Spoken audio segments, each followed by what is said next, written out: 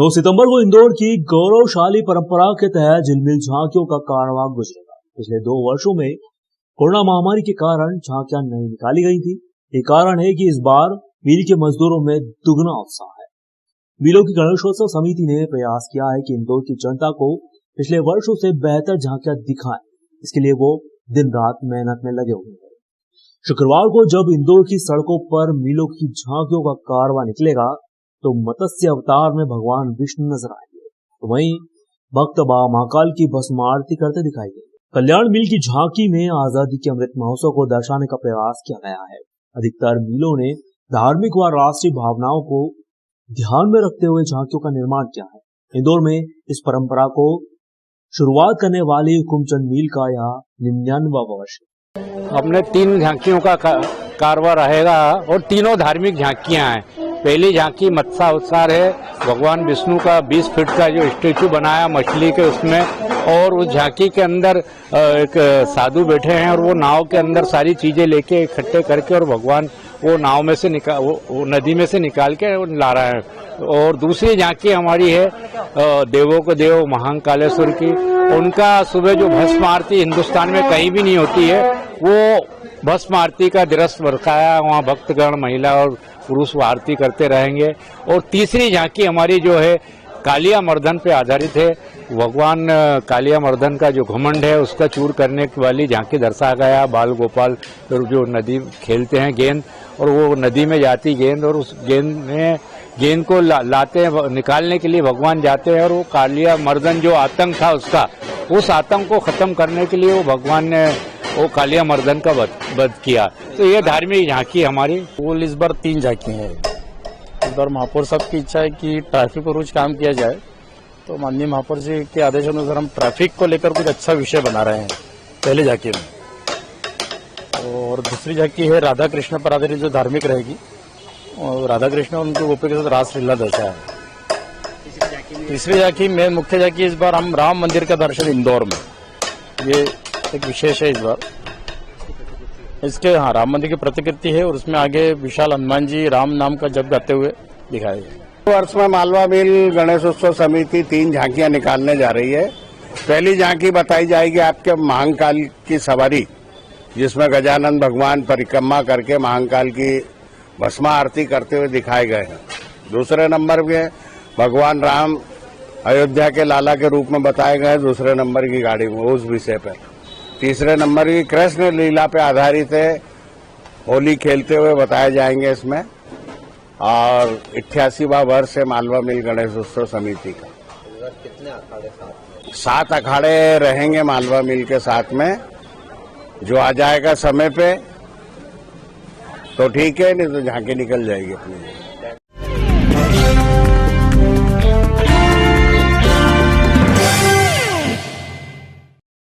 इंदौर में smart city project के तहत 20 करोड़ की लागत से बन रहे कला संकुल कार्यों का अधिकारियों व जनप्रतिनिधियों ने निरीक्षण किया।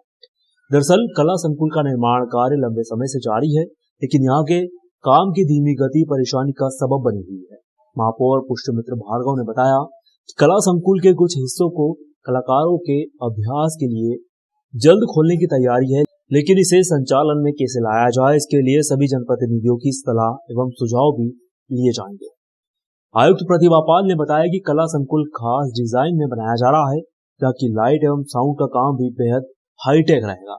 निरीक्षण के दौरान सभी अधिकारियों व जनप्रतिनिधियों ने कला संकुल की भावी व्यवस्थाओं पर भी चर्चा की। पदभार ग्रहण करने के बाद मैं सभी जितने मेजर प्रोजेक्ट्स, चाहे वो स्मार्ट सिटी के हों या नगर निगम को हैं, उनको देखकर उनका निरीक्षण कर रहे हैं।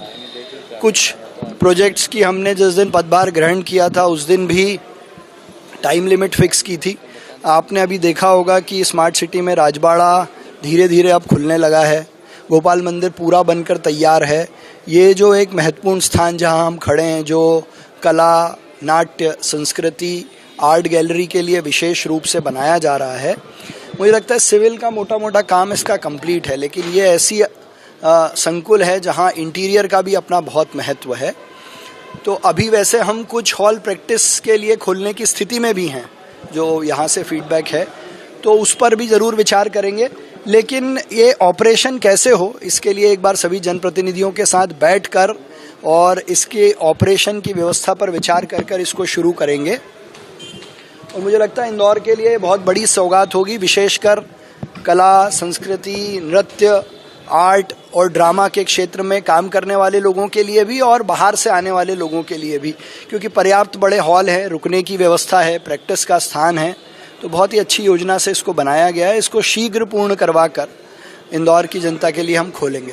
600 कैपेसिटी का एक थिएटर, एक ओपन थिएटर, 300 कैपेसिटी का एक थिएटर, उनके रुकने की व्यवस्था, प्रैक्टिस की व्यवस्था, ये एक बहुत ही बड़ा कदम है। इंदौर हमारी सांस्कृतिक राजधानी है और कला को प्रमोट करने के लिए ये एक बहुत ही बेहतरीन स्थल तैयार होने वाला है। पार्किंग की यहाँ पर पर्याप्त व्यवस्था हो, इसकी हम लोग चिंता कर रहे हैं। यहाँ पर माननीय महापौर जी ने इंस्ट्रक्शंस दिए हैं कि टॉप क्लास एकॉस्टिक्स जो डिज़ाइनर्स रहते हैं, जो साउंड इंजीनियरिंग के मास्टर्स रहते हैं, उनको ला करके साउंड, क्योंकि कई जगह हॉल्स ऐसे हैं वहाँ पर आवाज़ ठीक से नहीं आ पाती है, तो यहाँ पर साउंड भी बहुत अच्छे से लोगों तक पहुँचे, इसकी चिंता की जाएगी। कुल मिलाकर के एक बहुत ही आदर्श कला केंद्र यहाँ पर हम लोग तैयार करने वाले हैं। माननीय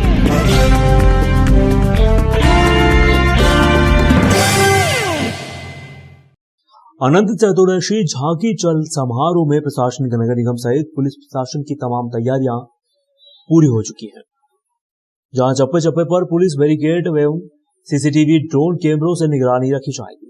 भंडारी ब्रिज मार्ग से प्रारंभ होने वाले अनंत चतुर्दशी झांकी चल समारोह को लेकर पुलिस अमले के साथ साथ प्रशासनिक अधिकारी एवं नगर निगम पूरी झांकी मार्ग का निरीक्षण कर चुके हैं।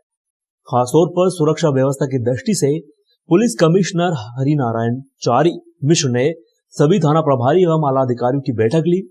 पुलिस द्वारा अलग अलग बैरिकेडिंग एवं कई सारे वॉच टावर भी लगवाए जाएंगे।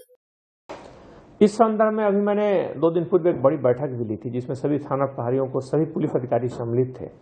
इससे मुख्य तौर पर यह सुनिश्चित किया गया और इस बारे में विस्तार से चर्चा की गई कि सभी आयोजकों के साथ विस्तार से बैठक करें। सभी मुख्य तौर पर जितने पंडाल के जो आयोजक हैं, जो संचालन करने वाले हैं, उनके साथ पुलिस का एक बेहतर तालमेल बना रहे, नंबरों का उसमें आदान प्रदान हो, डीजे जो हैं उनके साथ बैठक हो, जो विभिन्न तरह के अखाड़े निकलते हैं उनके सभी लोगों के साथ उसमें बैठक हो, और सभी छोटे छोटे बिंदुओं पर पुलिस चर्चा करे, सभी जगहों पर बैठकें हों, पूरे मार्गों का निरीक्षण हो। मार्ग में जाने वाले साथ में इस बात पर भी जोर दिया गया कि कई बार जब झांकी निकलती है और देर रात तक निकलती है, इसमें कई ऐसे घर जो होते हैं जो काफ़ी जर्जर हो चुके होते हैं और उन घरों पर कई बार देखने के लिए दर्शक बड़ी संख्या में इकट्ठे हो जाते हैं। तो ऐसे घरों को भी चिन्हित करें और उसको परित्यक्त करें, एबेंडन घोषित कराएं अगर वो जर्जर है तो, ताकि लोग उस पर संख्या न बढ़े और किसी तरह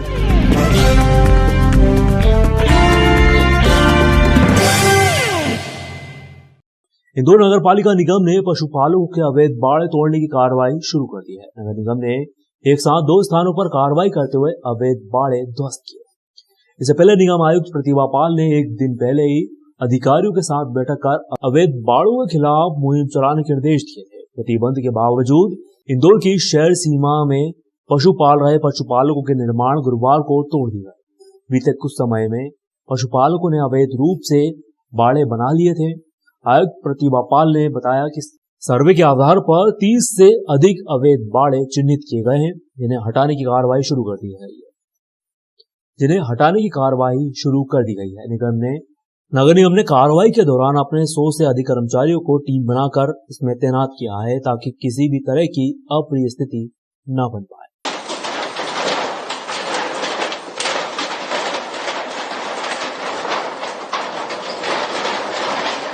आज कमिश्नर मैडम ने बहुत बड़ी मीटिंग किया था। अवैध रूप से जो बाड़े चल रहे हैं, गोपालक भी शहर के अंदर गाय भैंस बड़ी मात्रा में पाल रहे हैं और फिर से शहर में उससे गंदगी वगैरह हो रही है। तो कमिश्नर मैडम ने कल एक बहुत लंबी चौड़ी मीटिंग ली थी और ऐसे सभी बाड़े चिन्हित करने के लिए निर्देश कमिश्नर मैडम ने बीओ बिल्डिंग ऑफिसर को और बीआई को दिए थे और उसी मैडम के निर्देश के पालन में इन लोगों ने कुछ बाड़े ढूंढे हैं। कुछ हमारी रिमूवल की और कोंदवाड़ा की टीमों ने भी ऐसे बाड़े ढूंढे हैं।